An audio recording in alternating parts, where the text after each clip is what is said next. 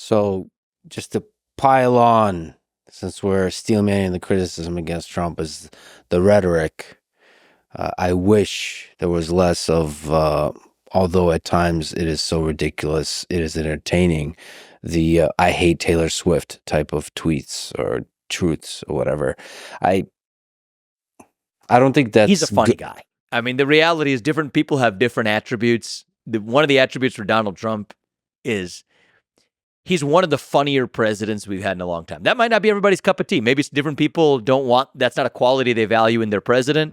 I think at a moment where you're also able to make, I will say this much, is everybody's got different styles. Donald Trump's style is different from mine.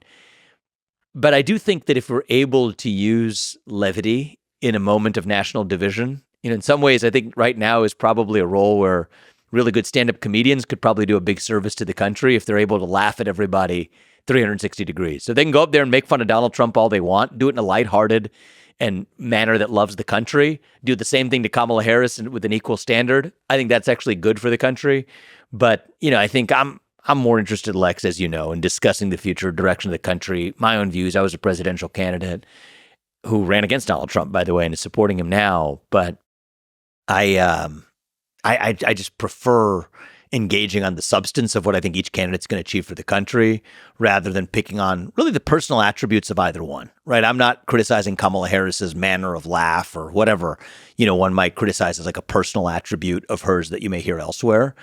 And I just think our country's better off if we have a focus on both the policies, but also who's going to be more likely to revive the country. That, I think, is a healthy debate headed to an election.